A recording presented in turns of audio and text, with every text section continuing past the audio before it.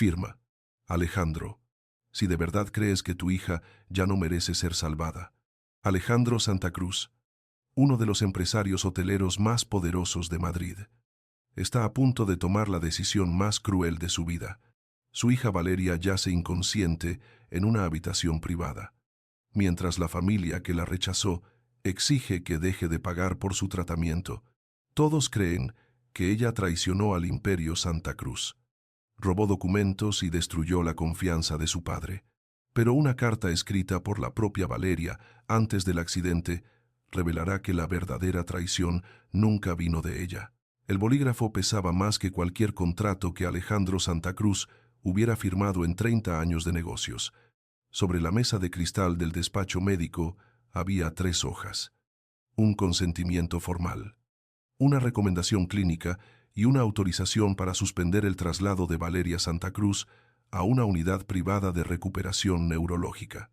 La doctora Inés Salgado mantenía las manos cruzadas, con la serenidad cansada de quien ya había visto demasiadas familias romperse frente a una cama de hospital.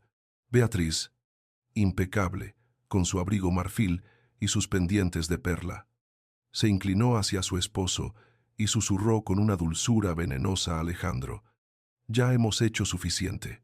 Esa muchacha nos quitó paz, dinero y nombre. No dejes que también nos quite lo que queda de dignidad». Él no respondió. Miró por la ventana interior del despacho, hacia el pasillo donde una enfermera acababa de cerrar la puerta de la habitación de Valeria. Allí dentro estaba su hija, o al menos la mujer que durante 29 años había llevado su apellido. ¿Tiene posibilidades reales?, preguntó Alejandro sin apartar la vista del pasillo. La doctora respiró hondo y contestó: «No puedo prometer un milagro, señor Santa Cruz, pero tampoco puedo decir que sea el final. Si se mantiene el tratamiento y se autoriza el traslado, hay una posibilidad». Beatriz apretó los labios. «Una posibilidad no es una vida, es una factura interminable». Alejandro bajó la mirada hacia las hojas. En otra época habría incendiado Madrid antes de permitir que alguien hablara así de Valeria, pero esa época parecía pertenecer a un hombre más joven, más inocente, quizá más fácil de engañar. Desde hacía meses, todo lo que escuchaba sobre su hija venía envuelto en vergüenza. Documentos desaparecidos, transferencias dudosas, llamadas a accionistas enemigos, una fuga nocturna antes de que la Junta pudiera exigir explicaciones. Why, enterrado debajo de todo, un informe privado que le había partido el orgullo por la mitad Valeria. Según aquel papel, no era su hija biológica. Beatriz apoyó una mano sobre su hombro y añadió: «No estás abandonando a una hija. Estás dejando de financiar a alguien que destruyó tu casa». La frase entró en Alejandro como una aguja fría. La doctora la miró con desagrado, pero guardó silencio. «Necesito que comprenda lo que implica su firma», dijo finalmente. «No estamos apagando una máquina, estamos negando un tratamiento que podría darle tiempo». Alejandro levantó el bolígrafo. Su mano tembló apenas. Beatriz lo notó y se apresuró a decir: «Si ella pudiera hablar, te manipularía otra vez. No le des otra oportunidad para hacerlo». Entonces él firmó. Lo hizo con una línea firme, elegante, perfecta, la misma firma que había cerrado compras millonarias, fusiones imposibles y acuerdos que la prensa llamaba brillantes. Solo que esta vez no estaba comprando un hotel, estaba cerrando una puerta sobre la vida de Valeria. La puerta del despacho se abrió antes de que la doctora pudiera recoger los documentos. Gabriel Rivas entró sin pedir permiso, con el traje oscuro arrugado, la corbata floja y los ojos encendidos de rabia. «Dígame que no lo ha hecho», exigió, mirando primero a la doctora y luego a Alejandro. Beatriz se giró con una sonrisa cortante. «Este es un asunto familiar». «Gabriel». Él soltó una risa seca. Curioso, la palabra familia aparece justo cuando están decidiendo cuánto vale la vida de Valeria. Alejandro se puso de pie, herido en su autoridad. «Mide tus palabras. No sabes todo lo que ocurrió». Gabriel avanzó un paso. «Sé más que usted, señor Santa Cruz». Sé que ella nunca robó un solo euro. Sé que no huyó por cobardía. Sé que pasó años pagando deudas que no eran suyas, mientras usted la miraba como si llevara veneno en la sangre. Beatriz alzó la voz. Basta. Esta obsesión tuya por Valeria te está haciendo ridículo. Gabriel la miró con desprecio contenido y dijo, no, Beatriz, lo ridículo es que usted siga usando perfume caro para tapar el olor de una mentira. La doctora intentó intervenir, pero Alejandro golpeó la mesa con la palma abierta. Silencio. Nadie viene a mi presencia a insultar a mi esposa. Gabriel sostuvo su mirada, respirando con dificultad. Entonces, escuche esto sin insultos. Acaba de firmar la condena de la única persona que todavía lo amaba sin pedirle nada. Durante unos segundos, nadie habló. El zumbido del aire acondicionado pareció llenar el despacho con una frialdad insoportable.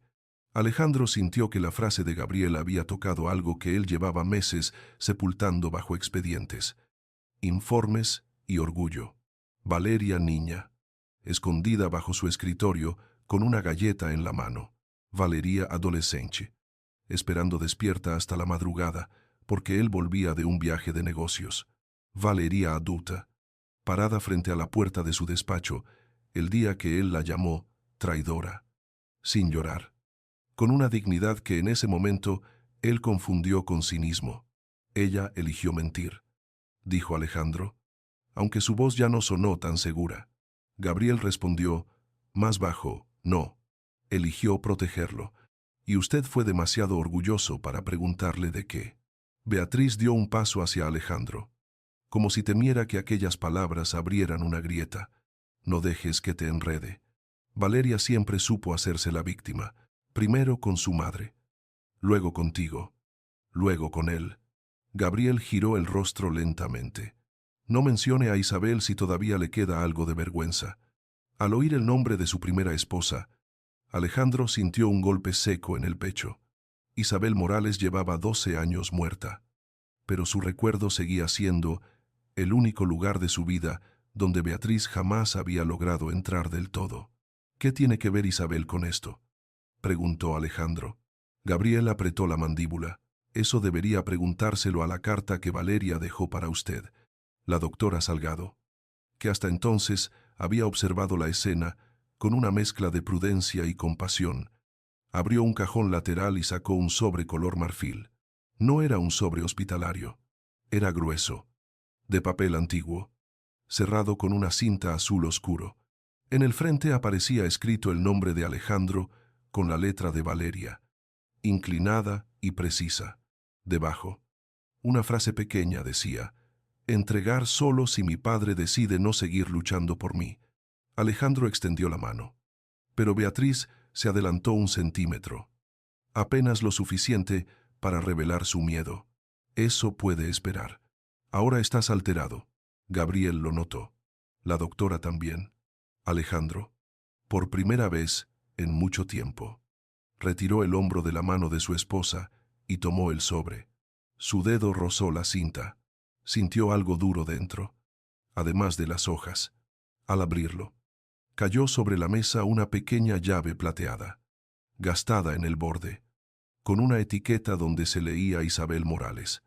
El rostro de Beatriz perdió color. Fue un cambio mínimo, casi invisible para cualquiera que no estuviera mirando con atención. Pero Gabriel sí estaba mirando. Y Alejandro, aunque tarde, también. ¿Por qué tienes esa cara?, preguntó él. Beatriz tragó saliva y recuperó su sonrisa. Porque todo esto es una puesta en escena.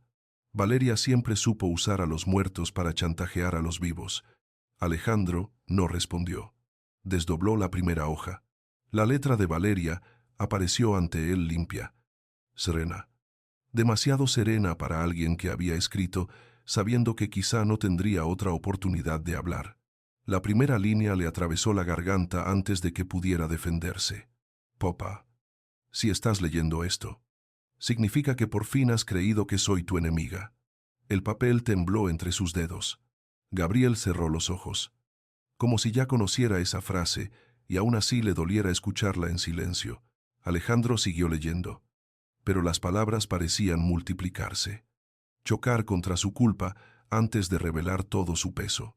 Valeria escribía que no odiaba a su padre, que lo había visto perderse entre sospechas y silencios, que había esperado durante meses una sola pregunta sincera. Solo necesitaba que me preguntaras si era verdad, decía la carta, no que me creyeras inocente, no que me defendieras ciegamente, solo que me miraras a los ojos y me preguntaras. Alejandro sintió que la habitación se estrechaba. Recordó el día exacto en que Valeria intentó hablarle en la biblioteca de la casa de La Moraleja. Él no la dejó terminar. Había arrojado un informe sobre la mesa y le había dicho: «No vuelvas a usar mi apellido para ensuciarlo». Ella se quedó inmóvil, pálida, con los labios entreabiertos. Luego solo respondió: «Entonces no lo usaré más». Él creyó que era soberbia. Ahora empezaba a temer que hubiera sido despedida. Beatriz estiró la mano hacia la carta. «Alejandro, no leas más aquí, no delante de ellos». Él apartó el papel con brusquedad. «No me toques». La frase salió baja, pero tuvo la fuerza de una puerta cerrándose. Beatriz abrió mucho los ojos, herida y furiosa a la vez. «Gabriel, no», intervino. La doctora recogió discretamente los documentos firmados, pero Alejandro los vio. Allí estaba su nombre, seco ipsion, definitivo, autorizando la decisión que segundos antes le parecía dura pero necesaria. Ahora parecía una confesión de monstruosidad. «¿Se puede revertir?», preguntó a la doctora. Ella tardó un segundo en entender. «Sí, mientras no se haya ejecutado el cambio administrativo». «Sí». Beatriz reaccionó de inmediato. «No puedes hacer esto por una carta. Una carta no borra lo que ella hizo». Gabriel dio un paso al frente y dijo: «No, pero una llave puede abrir lo que usted lleva años cerrando». Alejandro levantó la vista. «¿Qué abre esta llave?». Gabriel respiró hondo. «Una caja de seguridad a nombre de Isabel. Valeria me pidió que no la tocara mientras usted aún pudiera elegir creerle por voluntad propia». La frase cayó sobre Alejandro como una sentencia. «¿Y si yo no elegía?», preguntó. Gabriel miró la firma fresca sobre la mesa. Entonces la carta empezaba a hablar por ella. Fuera del despacho, al final del pasillo, Valeria permanecía inmóvil bajo una luz blanca. Su cabello oscuro se extendía sobre la almohada, y en su muñeca derecha seguía sujeto un brazalete viejo de cuero marrón. Completamente fuera de lugar, en una habitación privada donde todo olía a desinfectante caro y silencio de ricos, Alejandro se acercó al cristal de la puerta sin entrar. Había evitado verla de cerca desde el accidente. Se decía que era por rabia, por cansancio, por dignidad. La verdad era más cobarde. Temía que su rostro dormido le recordara a la niña que una vez corrió hacia él en el jardín, gritando «papá» con los zapatos llenos de barro.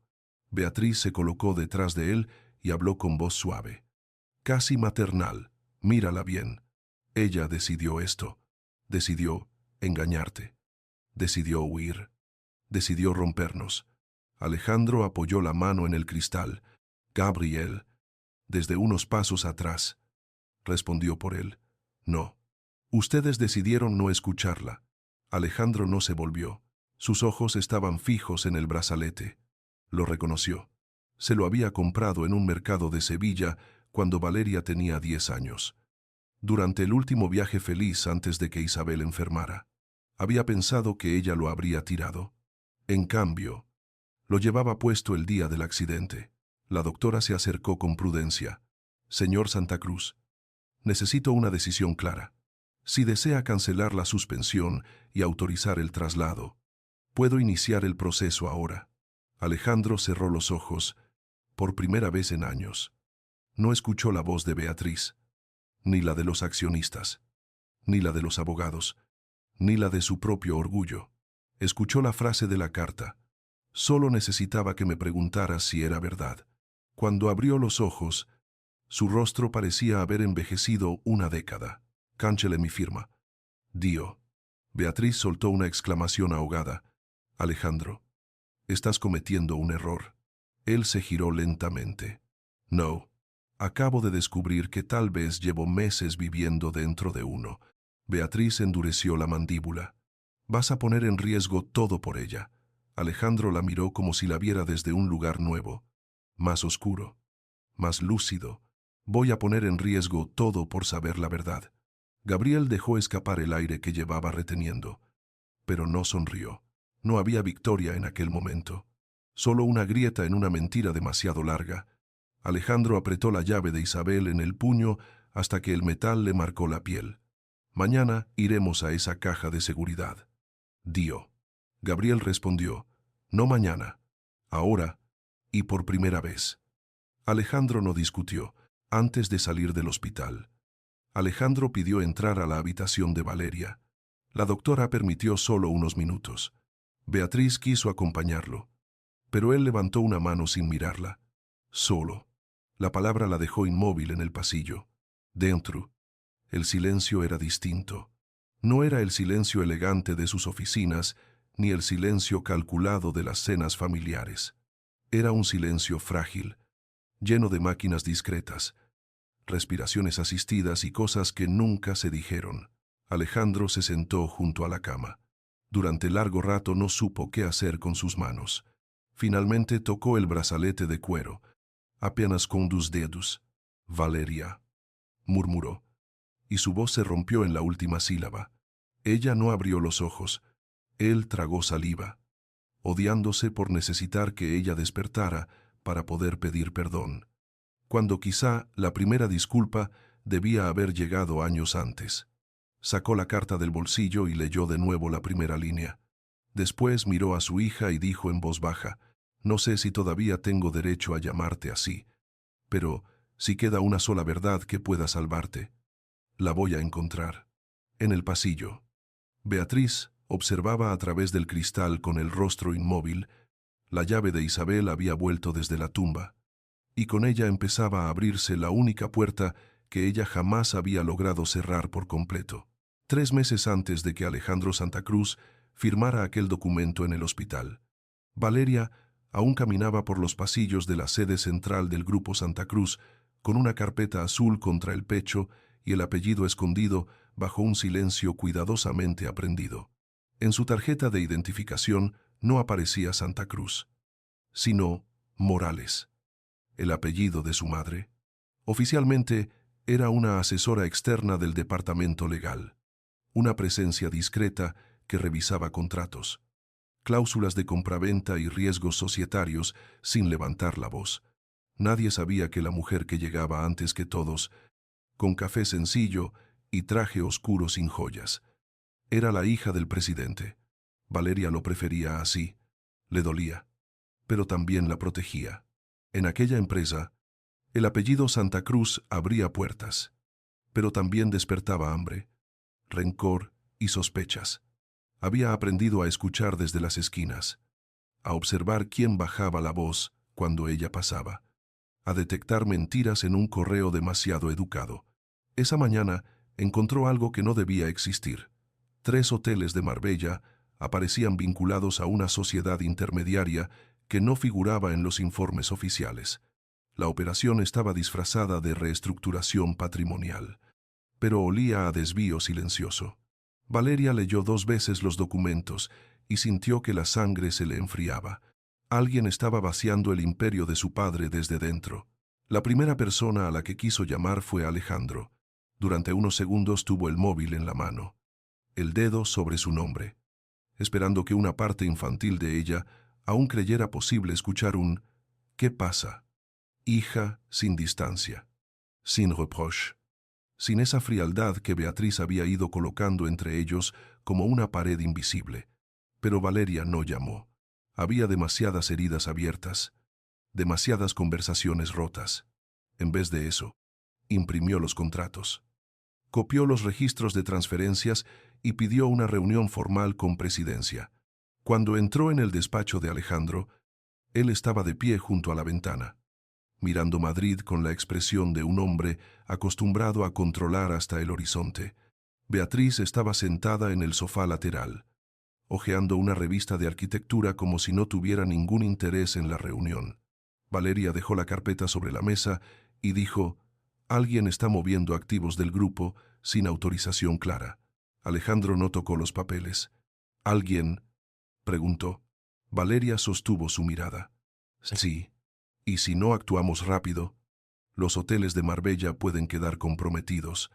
Beatriz levantó los ojos con fingida sorpresa. Qué oportuno que seas tú quien lo descubre. Valeria sintió el golpe, pero no bajó la cabeza. Lo oportuno sería que mi padre leyera antes de juzgar. Alejandro frunció el ceño. Aquí no estás hablando con tu padre, estás hablando con el presidente del grupo. Esa frase fue la primera grieta visible de aquel día.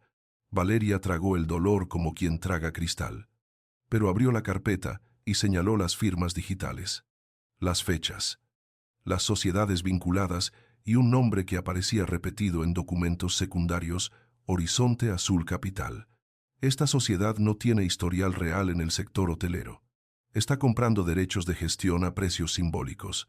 Si esto avanza, el grupo conservará la fachada, pero perderá el control operativo. Alejandro tomó una hoja al fin. Beatriz se levantó despacio, acercándose por detrás de él. Cariño, no olvides que Valeria tuvo acceso a todos esos archivos durante semanas. También pudo fabricar una historia para cubrir sus propios movimientos. Valeria giró hacia ella. ¿Por qué habla? Como si ya supiera de qué documentos estoy hablando. Beatriz sonrió apenas. Porque conozco tu manera de aparecer siempre donde hay un problema. Alejandro levantó la mano para cortar la discusión. Necesito pruebas verificables. Valeria empujó una memoria cifrada sobre la mesa. Están aquí, pero hay que actuar antes de la junta del viernes. Alejandro miró la memoria. Luego a Valeria. En sus ojos había duda, pero también algo más oscuro, algo que ella no entendía aún. Déjalo conmigo, dijo él. Valeria quiso insistir, pero su padre ya había cerrado la carpeta. No era confianza, era distancia. 2 días después, la distancia se convirtió en acusación. Valeria fue llamada a una sala de reuniones donde la esperaban Alejandro, Beatriz, 2 abogados del grupo y Rafael Dávila, director financiero. Sobre la pantalla aparecían transferencias realizadas desde una cuenta vinculada a una fundación privada de Isabel Morales. Valeria reconoció la cuenta de inmediato y sintió que el suelo se movía bajo sus pies. Esa fundación era el último refugio de su madre, el fondo que Isabel había dejado para protegerla si algún día la Casa Santa Cruz dejaba de ser su hogar. Explícame esto, dijo Alejandro, sin saludarla. Valeria miró los importes. Eran reales. Ella misma había autorizado parte de esos movimientos semanas antes para cubrir un agujero de liquidez que nadie más debía ver todavía. Ese dinero no fue robado, respondió. Se usó para contener una pérdida temporal del grupo. Rafael carraspeó, fingiendo incomodidad. No tenemos registro de autorización del Consejo. Beatriz añadió con suavidad. Y curiosamente, el dinero salió de una fundación que solo tú controlas. Valeria apretó las manos, porque si ese agujero se hacía público, la prensa habría destruido la confianza del mercado y los acreedores habrían presionado antes de que pudiéramos identificar al responsable. Alejandro se inclinó hacia adelante. Pudiéramos. ¿Desde cuándo decides tú por mi empresa? Ella lo miró con una tristeza furiosa. Desde que nadie más quiso mirar donde debía. La reunión se volvió un juicio sin juez. Cada explicación de Valeria era convertida por Beatriz en una confesión deformada. Si Valeria había movido dinero, era porque ocultaba un robo. Si había callado, era porque preparaba una fuga. Si conocía los contratos falsos, era porque los había creado. Gabriel Rivas llegó tarde, avisado por una asistente que aún respetaba a Valeria. Y en tesitura, y entró con una carpeta llena de notas. No pueden interrogarla sin representación legal si están insinuando una falta grave, dijo con firmeza. Alejandro lo miró con desprecio. Esto es una reunión interna. Gabriel se colocó junto a Valeria. Entonces, deje de tratarla como una delincuente. Beatriz ladeó la cabeza. Siempre tan dispuesto a defenderla. ¡Qué romántico! Valeria sintió que Gabriel tensaba la mandíbula. Él sabía cuánto le dolía a ella que usaran su antigua relación como arma. No hace falta romance para reconocer una trampa, respondió él. Alejandro golpeó la mesa con los nudillos. Basta, Valeria. Quiero una respuesta clara. ¿Autorizaste esas transferencias sin informar al consejo? Ella pudo haber contado la verdad completa. Pudo haber dicho que el consejo estaba infiltrado, que Rafael firmaba documentos duplicados, que Beatriz aparecía indirectamente vinculada a Horizonte Azul, pero hacerlo allí, sin proteger primero los archivos originales, habría sido darle a sus enemigos el mapa completo. Sí, dijo finalmente, las autoricé. Gabriel la miró, sorprendido. Alejandro cerró los ojos como si acabara de escuchar una sentencia que ya esperaba. Esa noche, Valeria fue a la casa de la Moraleja porque Alejandro la llamó sin testigos. Durante el trayecto quiso creer que su padre por fin preguntaría, que quizá, lejos de Beatriz y los abogados, se permitiría dudar. La biblioteca seguía igual que cuando Isabel vivía estanterías oscuras. Una lámpara verde sobre el escritorio. Olor a cuero viejo y madera encerada. Alejandro estaba de pie junto a la chimenea apagada. Sobre la mesa había un sobre blanco. Antes de hablar de dinero, dijo él, quiero que me expliques esto. Valeria abrió el sobre y encontró un informe de ADN. Leyó su nombre, el de Alejandro. Unas cifras frías, una conclusión imposible, no compatibilidad biológica. Durante varios segundos no pudo respirar. Esto es falso. Dio. Alejandro soltó una risa amarga. Eso esperaba oír. Valeria levantó la mirada. No, papá. Escúchame.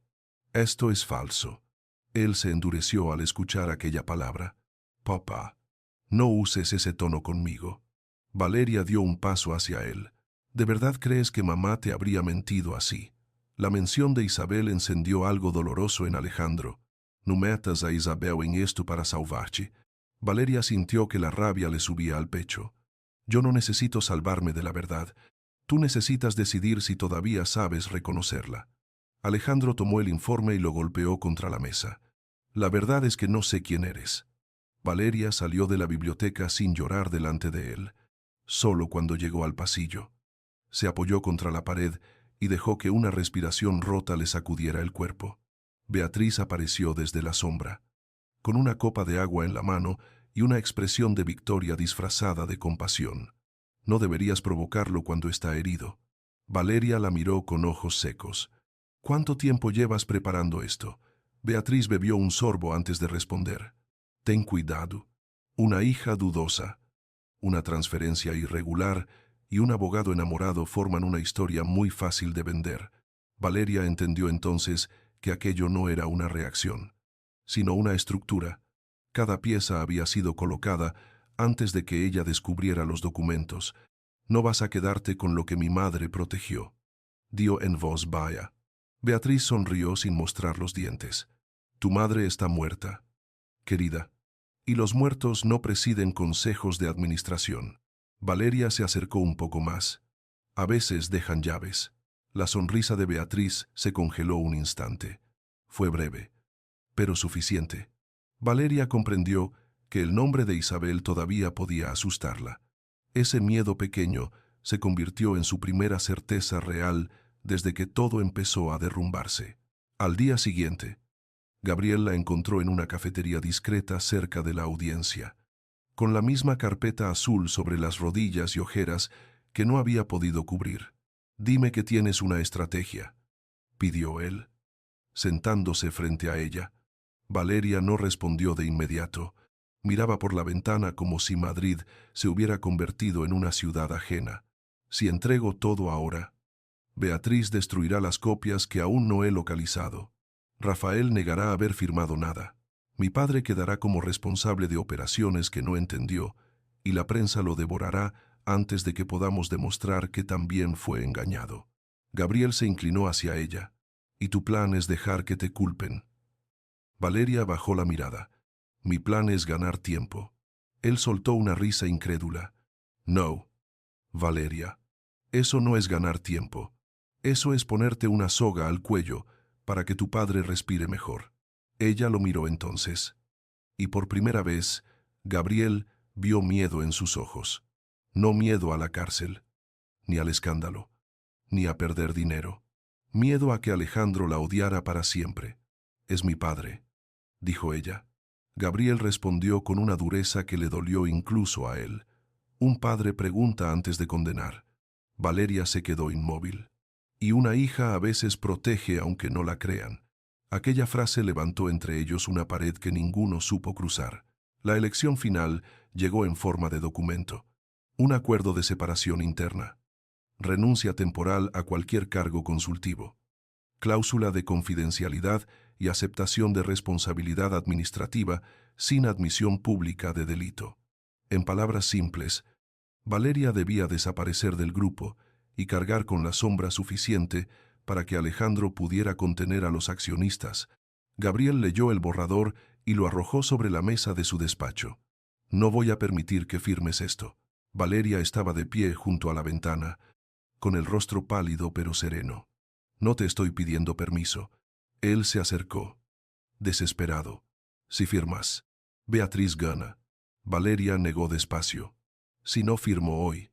Ella acelera la venta de Marbella y destruye las pruebas antes de que pueda abrir la caja de mi madre. Gabriel se quedó callado al oír aquello. «¿Qué caja, Valeria?» Cerró los ojos. Se arrepintió de haber dicho demasiado. «No puedo contártelo todavía». Él retrocedió un paso. Herido, siempre igual.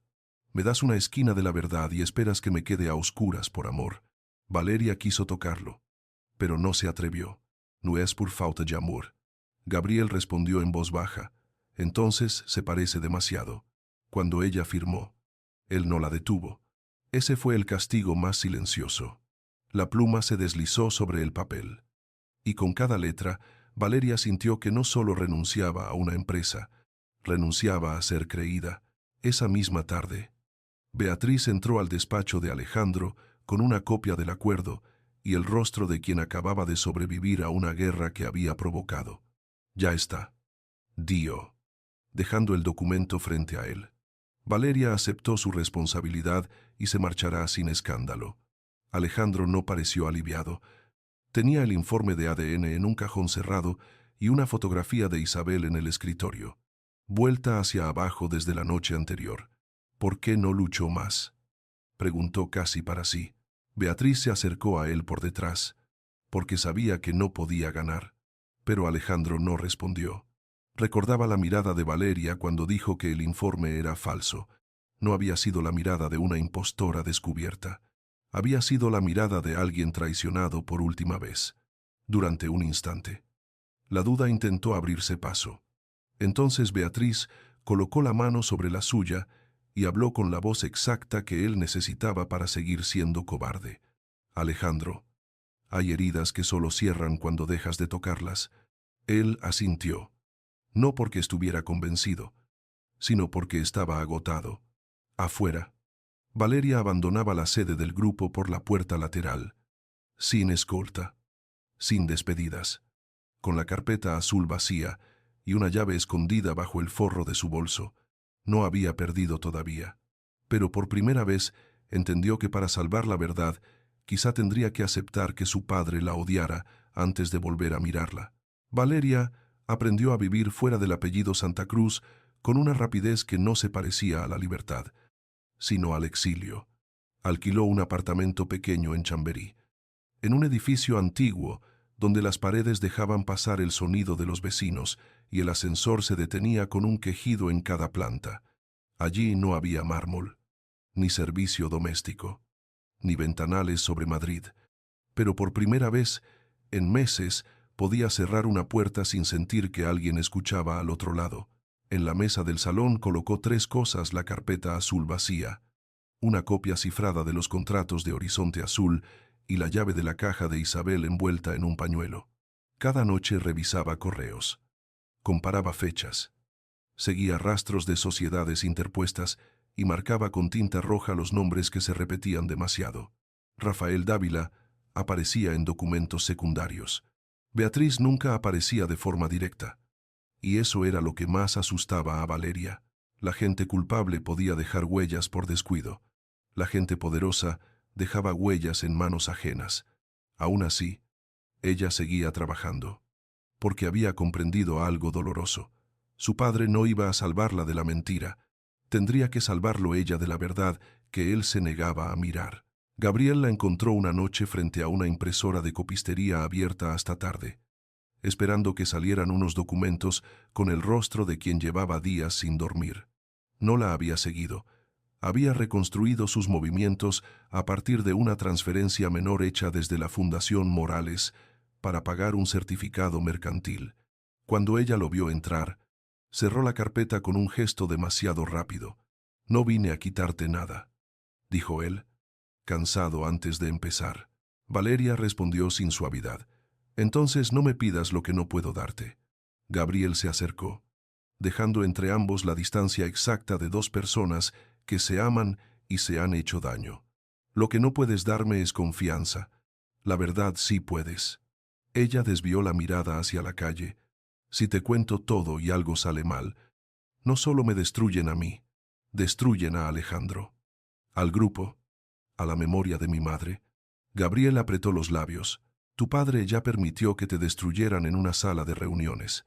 Valeria lo miró entonces con un dolor que le borró la dureza. «Y aún así sigue siendo mi padre».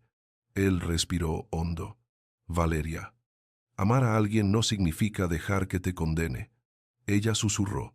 «A veces significa impedir que se condene solo». Gabriel no tuvo respuesta, porque esa frase no era una excusa, era una herida.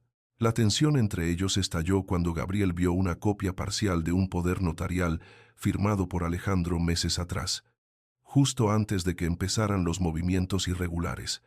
«Esto lo compromete directamente», dijo, levantando el papel. Valeria se lo arrebató con una desesperación que traicionó su miedo. «No entiendes el contexto». Gabriel soltó una risa amarga. «Claro que lo entiendo. Beatriz consiguió que él firmara autorizaciones ciegas y ahora tú intentas limpiar su nombre antes de limpiar el tuyo».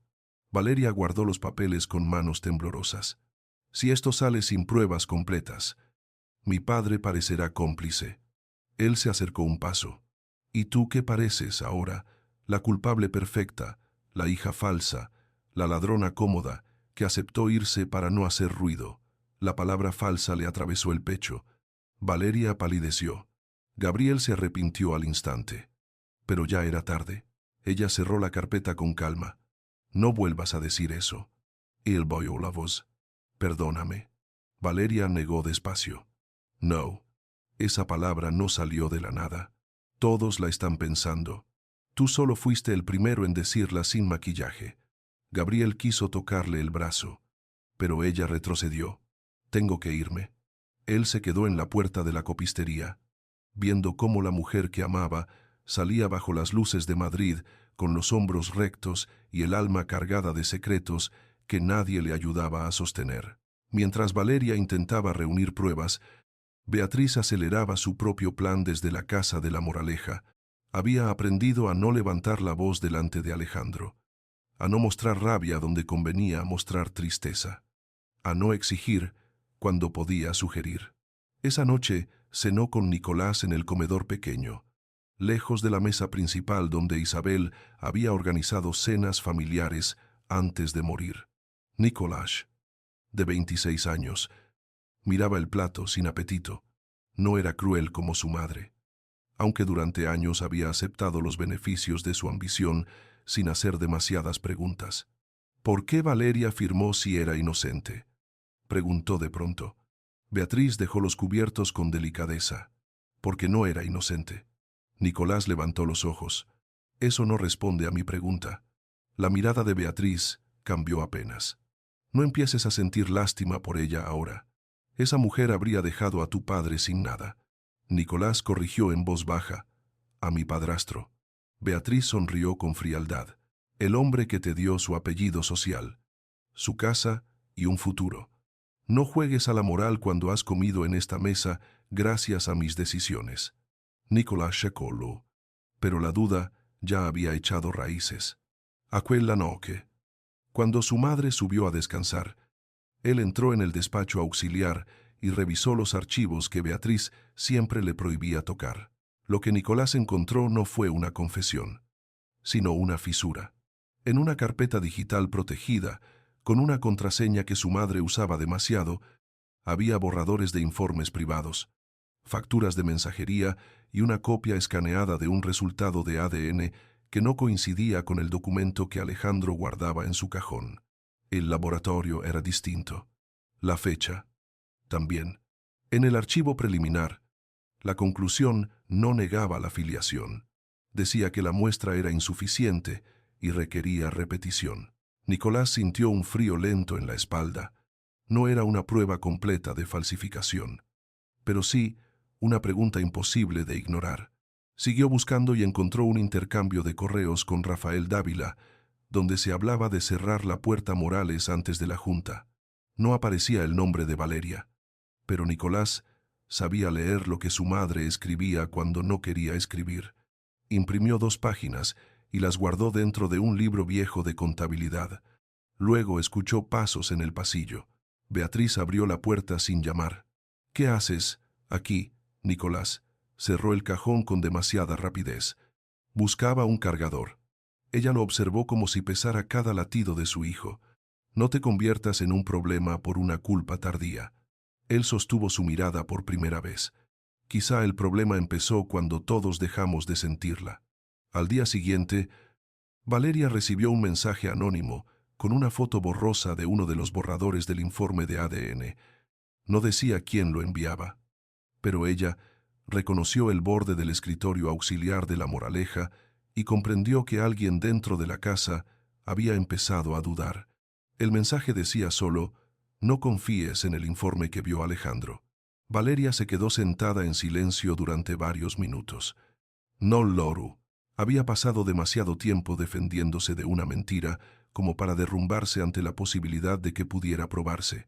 Llamó a Gabriel, pero colgó antes de que él respondiera. Después le escribió una frase: «Necesito abrir la caja de mi madre, pero si voy sola, Beatriz lo sabrá». Gabriel contestó casi de inmediato: «Dime dónde». Valeria miró la llave envuelta en el pañuelo y sintió que el pasado la observaba desde el metal gastado. La caja de Isabel estaba en una entidad privada cerca de la Castellana, registrada con 2 condiciones: solo podía abrirse con la llave original y con la presencia de un abogado designado por la familia Morales. El problema era que ese abogado había muerto hacía años. La solución estaba en una nota de Isabel que Valeria conservaba desde niña. Una nota que siempre creyó sentimental y que ahora parecía una instrucción: «Cuando no quede nadie, busca a quien aún recuerde mi voz». Ese alguien era Clara Benavente, antigua notaria de confianza de Isabel, retirada en un piso luminoso de Valencia. Valeria viajó en tren esa misma tarde, sin avisar a nadie salvo a Gabriel, que insistió en acompañarla y recibió una negativa seca. «Cuanto menos sepas antes de que tenga pruebas, menos podrán acusarte de ayudarme», le dijo ella. Él respondió, con tristeza: «Sigues protegiéndome como si yo te hubiera pedido estar a salvo de ti». Valeria cerró los ojos al otro lado de la línea. No sé amar de otra manera cuando todo se está quemando. Clara la recibió con un abrazo largo, de esos que no preguntan antes de consolar. Al ver la llave de Isabel, la anciana palideció. «Tu madre temía este día», murmuró. Valeria sintió que el pecho se le cerraba. «¿Qué dejó en esa caja?» Clara no respondió de inmediato. Caminó hasta un escritorio y sacó una libreta antigua. «¿Dejó pruebas?» «Sí, pero también dejó una advertencia. Si Alejandro llegaba a creer que tú no eras su hija, significaba que la persona que dormía a su lado ya había llegado demasiado lejos». Valeria no necesitó oír el nombre de Beatriz. El silencio lo dijo por ambas. La visita a Valencia cambió el ritmo de la persecución. Al salir del edificio de Clara, Valeria notó un coche negro detenido frente a la acera. No era el mismo que había visto cerca de su apartamento, pero sí llevaba la misma discreción profesional de quien no quiere ser recordado. Clara insistió en llamar a la policía, pero Valeria se negó. «Aún no han hecho nada que pueda probar». La anciana la tomó de la mano. «Gia, esperar a que el peligro sea demostrable es una forma elegante de dejarlo entrar. Valeria guardó la libreta de Isabel en el bolso y prometió llamarla al llegar a Madrid. En el tren, leyó una frase escrita por su madre años atrás: «Si me voy antes de tiempo, no permitas que mi hija cargue con el pecado de los adultos». Valeria apoyó la frente contra la ventana y por primera vez sintió rabia hacia Isabel, no por haber muerto, sino por haber previsto tanto y aún así haberla dejado sola con una guerra familiar que nadie quería nombrar. Esa rabia la hizo sentir culpable de inmediato. Gabriel la llamó 3 veces. A la cuarta contestó: «Tengo algo», dijo ella, «y creo que Nicolás también». Gabriel guardó silencio un segundo. «Entonces, no vuelvas a tu apartamento. Ven directamente a mi despacho». Valeria miró el reflejo de su rostro en el cristal. «Primero tengo que recoger las copias originales». Fue una mala decisión, y ella lo supo antes de tomarla. Pero las copias estaban escondidas bajo una tabla suelta de su apartamento, junto con un disco duro que contenía registros de acceso a los servidores del grupo. Sin ese disco, la caja de Isabel podía abrir una verdad emocional, pero no una prueba societaria. Llegó a Chamberí al anochecer. La calle estaba húmeda por una lluvia breve. Los faros dibujaban manchas amarillas en el asfalto y el portal olía a piedra vieja. Subió rápido. Recogió el disco, 2 carpetas y el brazalete de cuero que siempre se quitaba para dormir. Al salir, vio que la puerta del ascensor estaba bloqueada en la planta baja. Bajó por las escaleras. En el segundo piso, escuchó un ruido detrás de ella. No era un paso fuerte, apenas un hossi. Apretó el bolso contra el pecho. Al llegar al portal, su móvil vibró. Era un mensaje de Gabriel: «No salgas sola. Estoy a 10 minutos». Valeria miró la calle. 10 minutos podían salvarla o condenarla. Entonces vio al otro lado de la acera el mismo coche negro de Valencia. No corrió.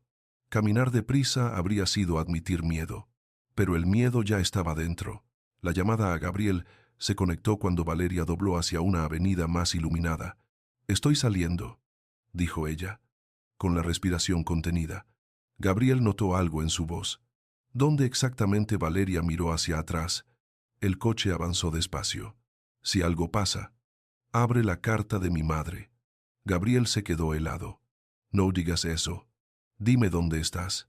Ella aceleró el paso. «Prométeme que no dejarás que Alejandro firme nada contra mí sin saber la verdad». Gabriel respondió casi gritando: «Valeria, dime la calle». En ese instante, una moto apareció desde el lateral, demasiado cerca de la acera. No fue un atropello brutal, sino un golpe calculado, suficiente para hacerla perder el equilibrio y lanzar su bolso contra la calzada. Valeria cayó de lado. El mundo se volvió ruido. Luces.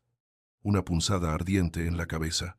Vio una mano recoger una de las carpetas, pero no el disco duro, que había quedado bajo un coche aparcado.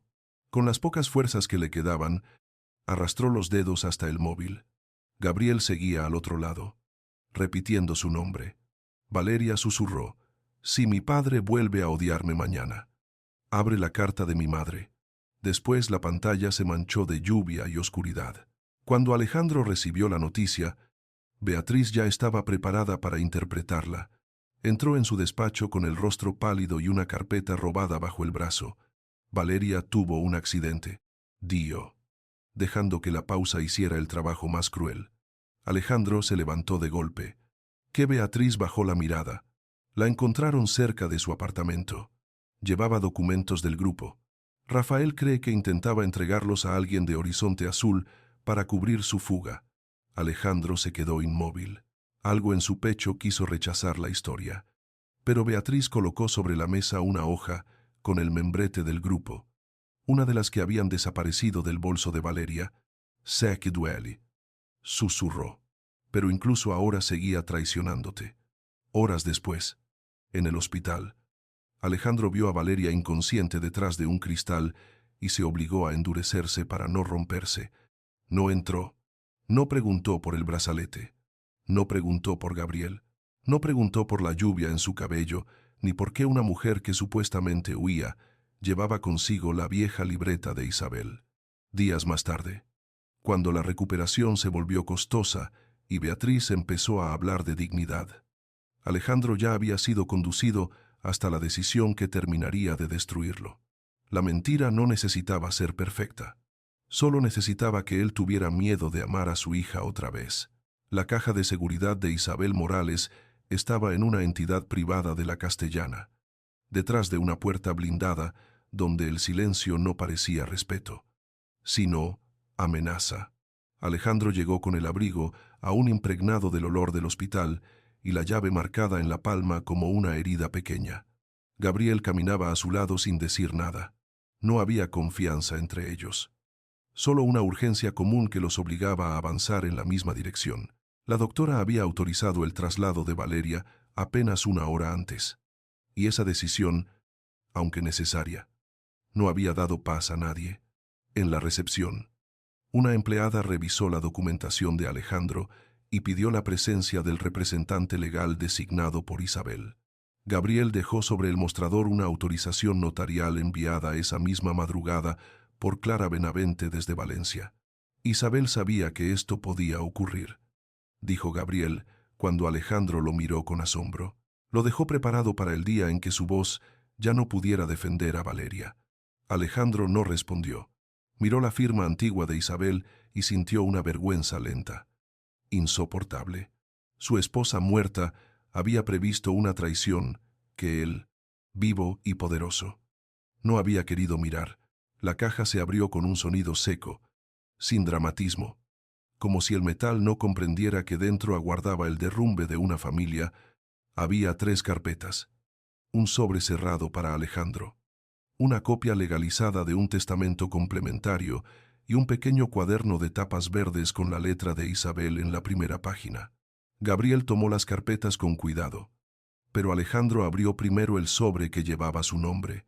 La carta era breve, no había reproche en las primeras líneas, y eso lo hizo peor. Isabel escribía que amarlo había sido la decisión más luminosa y más peligrosa de su vida, porque Alejandro era un hombre capaz de construir imperios, pero también de confundir orgullo con justicia. Le advertía que, si algún día alguien le hacía dudar de Valeria, no buscara respuestas en informes entregados por manos interesadas, sino en la memoria de la niña que había corrido hacia él desde el primer paso. Alejandro se llevó una mano a la boca. Gabriel bajó la mirada, concediéndole aquella intimidad. Pero la carta no terminaba allí. Isabel añadía que había descubierto movimientos extraños en torno a Beatriz antes de morir, demasiado leves para acusarla, demasiado precisos para ignorarlos. La primera carpeta contenía el informe de ADN original. Alejandro tardó varios segundos en atreverse a leer la conclusión. Compatibilidad biológica confirmada. La frase era limpia, científica, imposible de negociar. No había metáfora que suavizara aquello. Valeria era su hija. Siempre lo había sido. El informe que él había usado para odiarla era falso o estaba manipulado. Alejandro sintió que algo dentro de él se quebraba con un sonido que nadie más pudo escuchar. Gabriel, que observaba su rostro, habló con una dureza contenida. Ella vio el informe falso y aún así intentó hablar con usted. Usted no le hizo una sola pregunta. Alejandro cerró los ojos. La biblioteca de La Moraleja volvió a su memoria con una nitidez cruel. Valeria diciendo, esto es falso. Valeria diciendo, papá. Valeria saliendo sin llorar porque quizá ya no esperaba ser creída. No sabía, murmuró Alejandro. Gabriel respondió bajo, pero cada palabra pesó como una condena. No quiso saber. Entonces Alejandro abrió la segunda carpeta. Allí estaban los registros de la Fundación Morales, las transferencias que Valeria había autorizado y la explicación completa de su destino. No se había llevado dinero del grupo. Había usado dinero de Isabel para tapar un agujero creado por otros. La tercera carpeta era la más peligrosa. Reunía correos de Rafael Dávila, autorizaciones firmadas por Alejandro sin lectura completa, sociedades interpuestas, vinculadas a Horizonte Azul y una cadena de instrucciones indirectas donde Beatriz no aparecía como autora, pero sí como beneficiaria final a través de una firma patrimonial manejada por un primo suyo. Gabriel extendió varias páginas sobre la mesa. Esto no prueba por sí solo todo el plan. Pero unido al disco duro que Valeria escondió y al testimonio de Nicolás, alcanza para detener la operación de Marbella. Alejandro levantó la cabeza. Nicolás Gabriel asintió. Me llamó hace una hora. Encontró un borrador del informe falso. Tiene miedo de su madre, pero tiene más miedo de seguir siendo parte de esto. Alejandro apoyó ambas manos en la mesa, respirando como si el aire le llegara tarde. La mujer que dormía a su lado había construido una mentira usando su dolor, su cansancio y su vanidad. Pero lo más insoportable no era Beatriz, era él mismo. Él había firmado sin leer, había condenado sin preguntar, había mirado a su hija como una intrusa, porque aceptar la duda habría significado aceptar que podía estar equivocado. El testamento complementario de Isabel contenía el golpe final. Si Alejandro, por manipulación, interés económico o rechazo familiar, negaba a Valeria derechos básicos de protección, tratamiento, defensa legal o herencia legítima, un paquete de acciones protegido pasaría de forma inmediata a un fideicomiso bajo control de Valeria Morales Santa Cruz, con administración temporal de un abogado designado por la familia Morales hasta que ella pudiera asumirlo. Alejandro leyó 2 veces la cláusula. Gabriel no sonrió. Su firma en el hospital activó esto. La frase atravesó la sala como una cuchilla. Entonces, el control de ese paquete ya no es mío, dijo Alejandro. Gabriel contestó, nunca debió usarlo contra ella. Alejandro dobló el documento con manos torpes. En otra época habría pensado primero en la estabilidad del grupo, en la prensa, en los accionistas, en cómo contener una crisis de confianza. Esta vez pensó en Valeria respirando bajo una luz blanca, con el brazalete de cuero en la muñeca. Convoca a la junta. Dio. Gabriel lo miró con desconfianza. Para hacer que Alejandro tragó saliva, para dejar de mentir, aunque eso me destruya. La reunión extraordinaria del Consejo se celebró esa misma tarde en la planta 32 de la sede Santa Cruz. Beatriz llegó vestida de azul oscuro, con una serenidad tan perfecta que casi parecía inocencia. Rafael Dávila estaba a su derecha, pálido, revisando mensajes bajo la mesa. Nicolás entró último, evitando la mirada de su madre. Alejandro presidía la sala, pero no se sentó en la cabecera. Dejó allí una carpeta abierta con el informe original de ADN.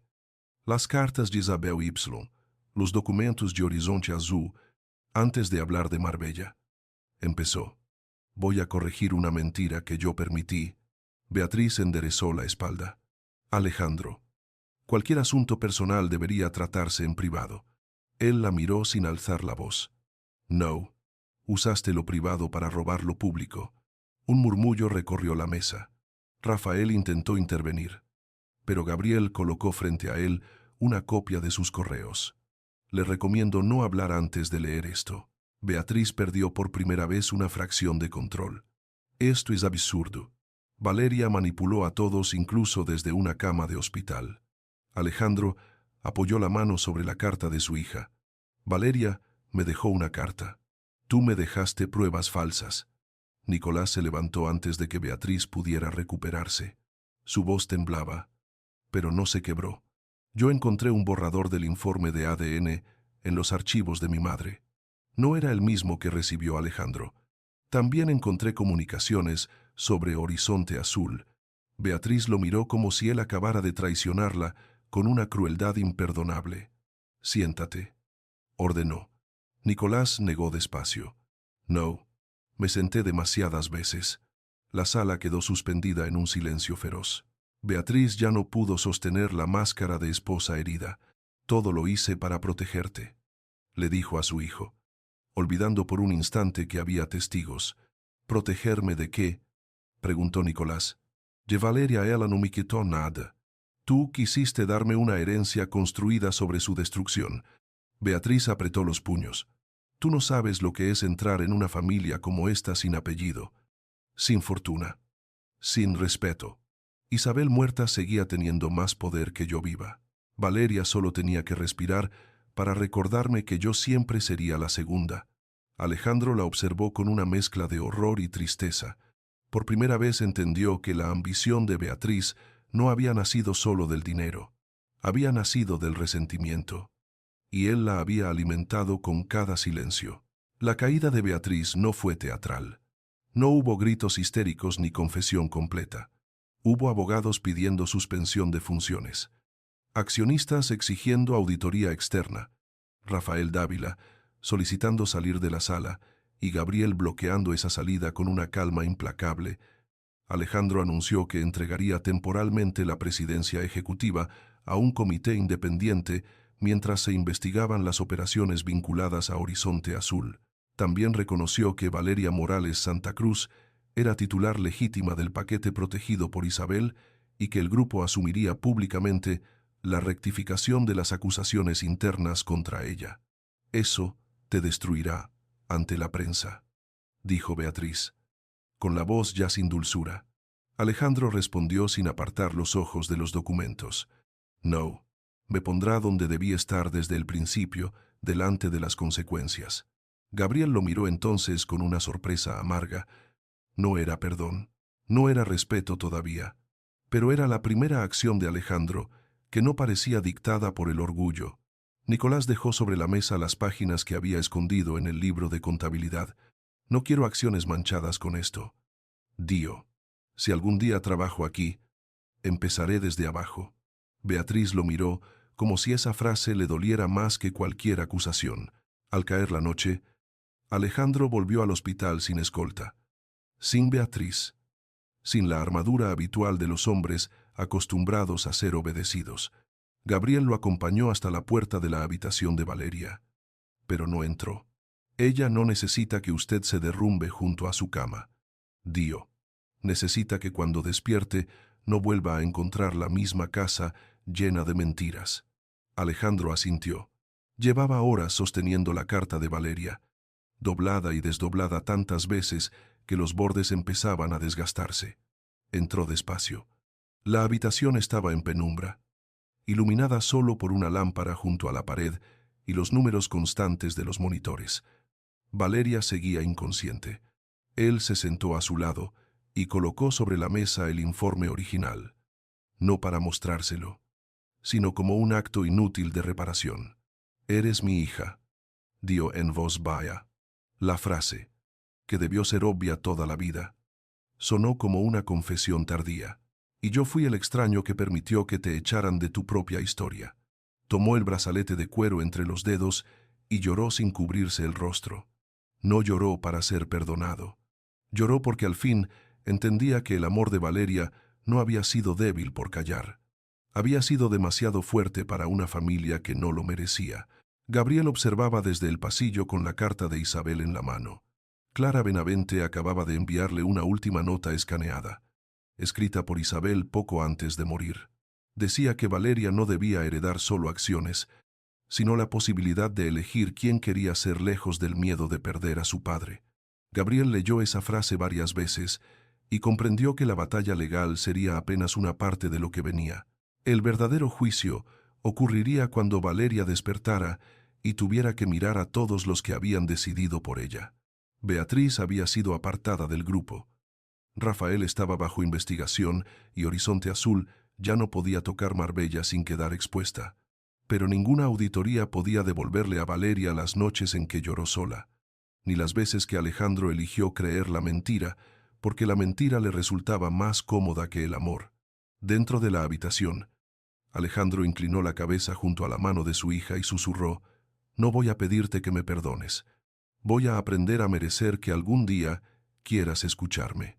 Valeria no respondió, pero sus dedos, apenas, se movieron bajo la sábana. Valeria despertó 3 días después. No con un sobresalto dramático ni con una frase capaz de ordenar el mundo, sino con una respiración áspera, una luz blanca sobre los párpados y la sensación de que alguien había dejado de odiarla mientras ella dormía. Lo primero que vio fue el techo de la habitación, después una cortina clara, después la silueta de Gabriel, sentado junto a la ventana con la cabeza inclinada sobre unos documentos. Él no estaba dormido. Había aprendido a descansar con los ojos abiertos desde la noche del accidente. Cuando notó el leve movimiento de sus dedos, se levantó tan rápido que la silla rozó el suelo. Valeria, Dio. Y en su voz se quebraron todas las palabras que había intentado preparar. Ella quiso responder, pero la garganta le ardió. Gabriel tomó el vaso con una pajilla y lo acercó con cuidado. No hables todavía. Estás a salvo.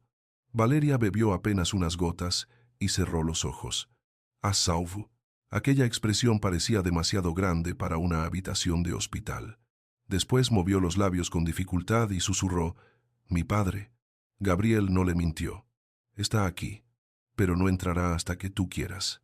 Valeria lo miró con una mezcla de cansancio y miedo. «¿Sabe?» Gabriel asintió despacio. «Sabe lo suficiente para empezar a avergonzarse». Alejandro llevaba 3 días esperando en una sala privada del hospital. No como un empresario importante, sino como un hombre castigado por una puerta cerrada. Había pedido entrar muchas veces. Gabriel, siguiendo la voluntad anticipada que Valeria había dejado en sus documentos personales. Le había respondido siempre lo mismo. Cuando ella despierte, decidirá. Al principio, Alejandro sintió aquella frase como una humillación. Después comprendió que era justicia. La primera mañana hizo llamar a sus abogados para detener cualquier documento firmado contra Valeria, rectificar las acusaciones internas y transferir al fideicomiso Morales Santa Cruz todos los derechos que Isabel había protegido. La segunda, habló con los médicos no para imponer, sino para escuchar. La tercera, pidió que retiraran de la prensa cualquier filtración contra su hija y autorizó un comunicado donde asumía públicamente que el Grupo Santa Cruz había manejado información falsa sobre ella. No culpó a Beatriz en la primera línea. No se escondió detrás de Rafael. Escribió una frase que le costó más que cualquier pérdida económica. Como padre y como presidente, fallé al no verificar la verdad antes de juzgar a Valeria Morales Santa Cruz. Gabriel leyó el comunicado y no lo felicitó. Solo dijo, es un comienzo, no una reparación. Alejandro aceptó esas palabras porque por fin entendía la diferencia. Cuando Valeria permitió que entrara, Alejandro no llevó flores, tampoco llevó joyas, escrituras ni documentos para demostrar lo mucho que estaba dispuesto a devolver. Llevó el brazalete de cuero en una pequeña bandeja, limpio, reparado por un artesano que había reforzado el cierre sin borrar las marcas antiguas. Se detuvo a 2 pasos de la cama, incapaz de avanzar más sin permiso. Valeria estaba pálida, más delgada, con una venda discreta bajo el cabello y una mirada que ya no era la de la hija que esperaba ser creída. Era la mirada de una mujer que había sobrevivido a la peor versión del amor de su familia. «No sé cómo empezar», dijo Alejandro. Valeria respondió con voz baja. «Empieza sin pedir perdón todavía». Él asintió, tragando saliva. El informe era falso. La caja de tu madre tenía pruebas. Beatriz y Rafael usaron mis firmas, mi orgullo y mi miedo.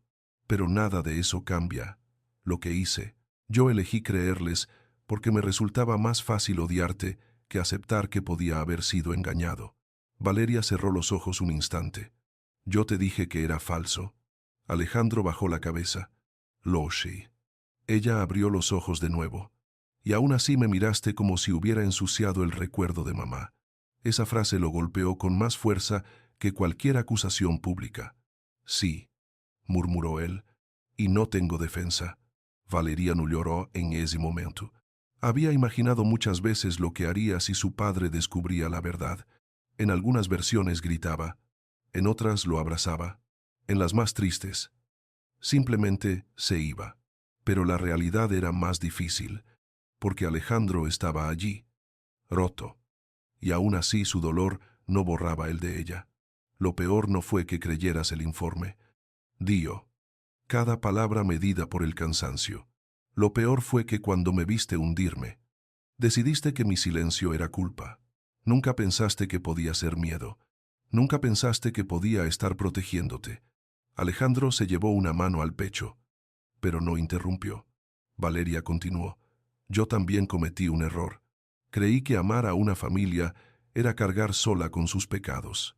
Creí que si salvaba tu nombre, algún día volverías a mirarme como antes, pero no debí entregar mi voz para proteger tu orgullo. Gabriel, desde la puerta, escuchó sin entrar del todo. Alejandro levantó la mirada. No vengo a pedirte que vuelvas a la casa. No vengo a pedirte que me llames padre. Solo vengo a decirte que voy a corregir lo que pueda corregirse. Aunque tú nunca quieras sentarte frente a mí otra vez. Valeria miró el brazalete sobre la bandeja.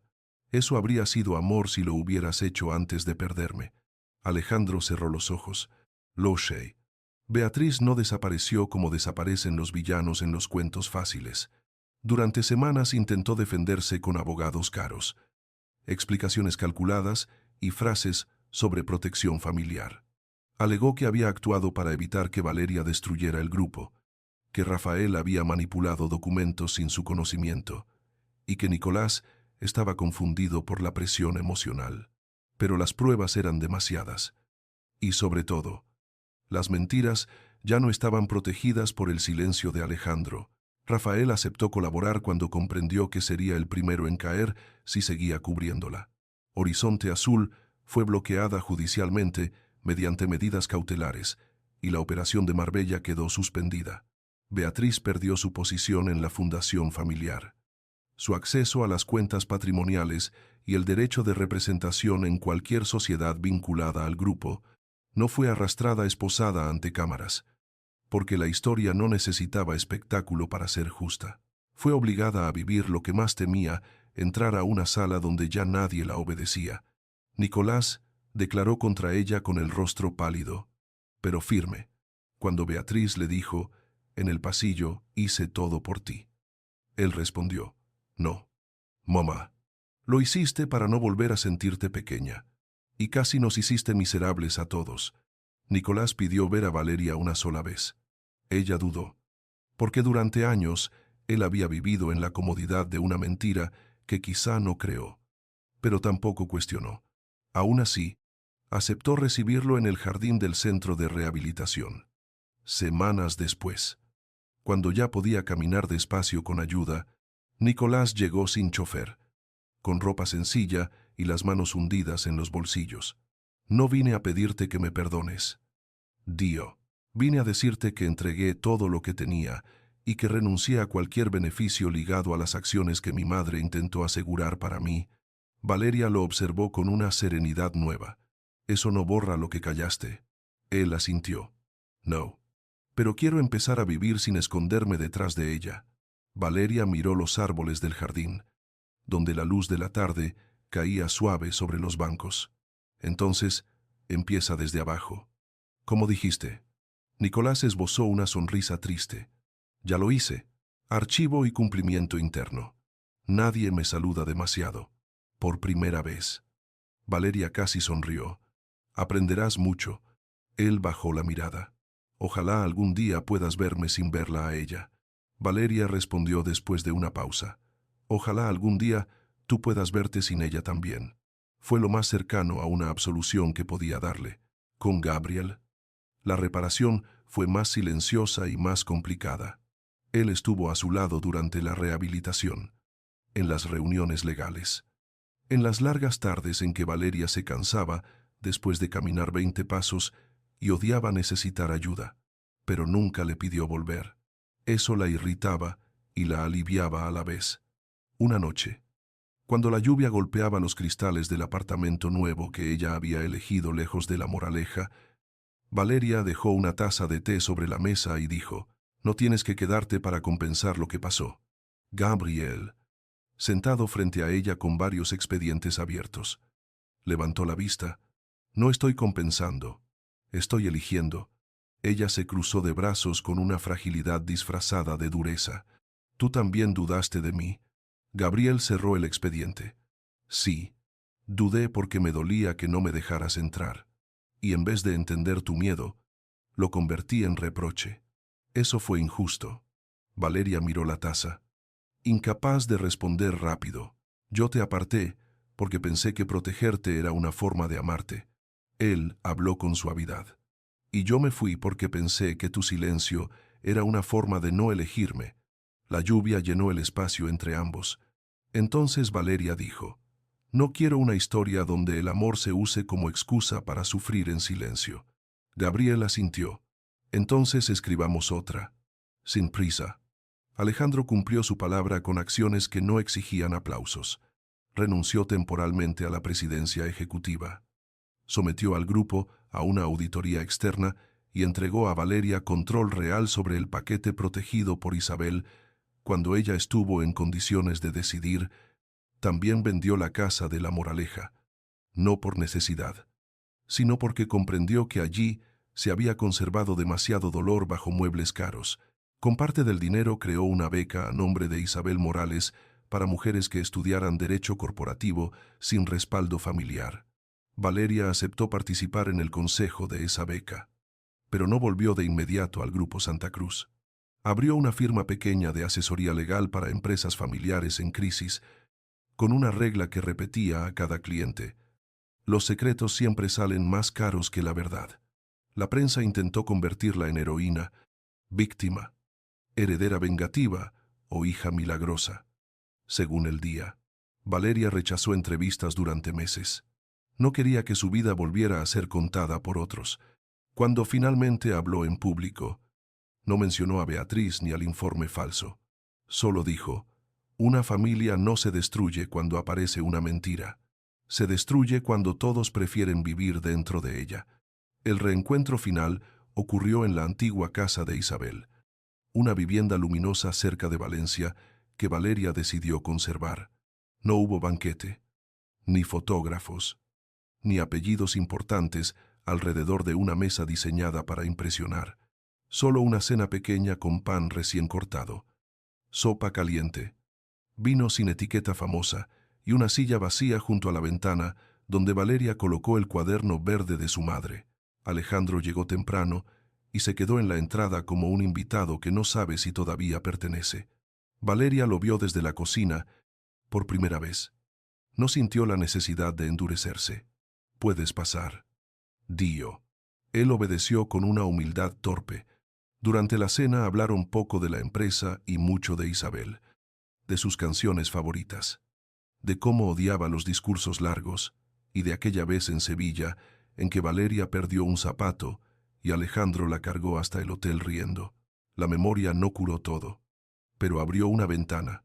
Al final, Alejandro dejó sobre la mesa una carta escrita por él. No tienes que leerla hoy.